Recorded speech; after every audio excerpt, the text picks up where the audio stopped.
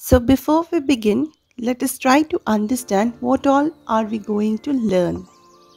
In this unit, we are going to look into Introduction to Child Psychology, and we are going to understand various theories of behavior. So as usual, we will be learning about child psychology in a historical perspective of development of the subject. Then we will go through few definitions of child psychology and their application of child psychology by understanding the theories of learning and theories of behavior. Now this unit will be divided into few videos, so you will have to refer all of them before your exam. Okay, we'll be understanding various stages of child development, growth and developmental aspects, and influence of heredity and environment on the child. We will also be going through various applications of child psychology by understanding the innate human tendencies, concepts of play and attention, interest and fatigue. We will also be covering a very brief topic about mental health of teacher and children, character formation and education. For psychology graduates, we will be covering in-depth topics on child counseling, role of a counselor, etc. And this will be its separate videos. These videos, as you know, are the recording from our live classes. So this will be very useful for those who might have missed the session. However, case studies, discussions and assignments may not be discussed here. Okay? The topics for psychology professionals will be very basic topics like case history taking, to behavior observation, and to in-depth topics of counseling and assessment tools. With various examples and discussions, we will be trying to understand the mental status, signs and symptoms of disorder, and classification of disorder as psychotic or neurotic. There are major childhood disorders, and to understand them on the basis of ICD and DSM is very important for a therapist. So we will also understand how to deal with uncooperative children, and also if the management of the issue stated has to do with the child or the caregiver. So all this will require a good mastery over psychoeducation, rapport building skills with parents and children. You will also be learning all that in detail. We will also learn about various assessments done for children for IQ, DQ, SQ, that is intellectual quotient, developmental quotient and social quotient. We will also be going through various techniques in depth like DST, SFBT, VASMS, etc. So let us begin now. So as we know, child psychology is one of the many branches of psychology. Now, tracing the historical background of child psychology, we can observe that in ancient times, a child was studied as a younger version of adult. Okay, they were required to develop all the traits which we require for his or her worldly and spiritual development. So each study or education or training at that time was just an attempt for the child to develop all these traits which will make him successful in the worldly and spiritual areas. Now we can also observe that rigorous punishment and strict disciplining was a part of formal training procedure with children. Now in 1689 we see John Locke. In his brilliant work, he talks about the human mind which is born like a blank slate on which we can write with experiences. We fill in the ideas as we experience the world through our five senses. So Locke believed that the child's mind to be like an empty slate, which is termed as tabula rasa, and where anything can be written. Now in 1628, we see another person, John Amos Comenius, a Czech educator. Okay, he mentioned in his work that human beings were born with natural craving for knowledge and goodness. Remember, these were the time when people believed that humans were born evil. Many cultures believed that the whole human race started as a punishment for some evil deed, and goodness and knowledge had to be spoon fed. If necessary, it had to be beaten into them. Later on, we see many other theorists like Rousseau, Herbert, Maria Montessori, who contributed significantly to child psychology. Now, in 1936, Jean Piaget, a Swiss psychologist, started a systematic study of cognitive development. And due to his tremendous contribution and developmental theories, today Jean Piaget is known as the father of child psychology or developmental psychology. So, who is the father of modern child psychology? The answer would be Jean Piaget. Okay. Let us look at some answers which are generally asked during entrance exam. You can see it on the screen also. So in 1887, Psychological Guidance Bureau and Child Psychological Clinic started, and their aim was, to address oppression against children. In 1898, Stanley Hall organized Child Developmental Association in International Education Conference, Chicago, USA. Now let us come to India. In India, we can see NITCCD, that is National Institute of Public Cooperation and Child Development, which is under Ministry of Women and Child Development, started in 1966. Okay. Now, they work towards the development and promotion of action in social development. Helps in promotion as well as implementation of national policies for children. Okay.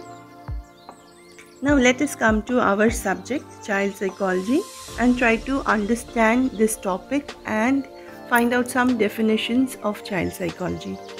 So, what do you think? A child is a smaller version of an adult? Is a child very different from an adult? Not only in physical capabilities, but also as an individual. Is a child different from an adult? Let us see some famous examples from psychologists and educators. These examples will help you to understand the behavior in the limelight of theory. Okay? And it will also help you to apply them with children in your classroom, in your clinic, in your medical or paramedical profession, and at home. So now that we know that child psychology is also known as child developmental psychology or developmental psychology or child developmental psychology, first and the foremost thing that we have to understand is child psychology is a positive psychology. Okay, it is a positive science. We have already learned about this, right, in our previous lessons. So let us revise it once again. Positive science is a factual. Okay, it is factual, while normative one is idealistic. Means that it studies about what exists. Okay, while idealistic means which ought to be. That means which might be, which should be. Okay, what are the few examples of normative science? That is, we can say aesthetic understanding, logical understanding, our ethics. These all come under normative science. So child psychology is a positive science. Child psychology is a scientific study of how and why human beings change over a period of time. Now, developmental psychology was initially limited to infants and children. Now, developmental psychology has expanded to adolescence, adulthood, and old age. Within these three dimensions are a broad range of topics that include motor skills, executive function, language acquisition, cultural perception building, moral understanding, understanding of one's own self, that is a self concept, okay, and thereby personality formation, emotional development, and identity formation. So developmental psychology, or maybe like child psychology, examines the influence of nature and nurture. Here we will be focusing on the context of the study of environment, that is the behavior of each individual influenced by his environment. Now it is more influential in childhood because the environment has the child actually has less developed powers of resistance, of filtration, of understanding, which leads to a lot of things that can limit the child's behavior. See, if we try to learn that, try to understand like why one child steals, while the other does not. When you do a small research, you'll soon understand that the cause lies in the environment. So, child psychology stresses on the study in the context of the environment. The second most important thing is that we study child psychology as a study of an individual. The child should be studied as an individual, right?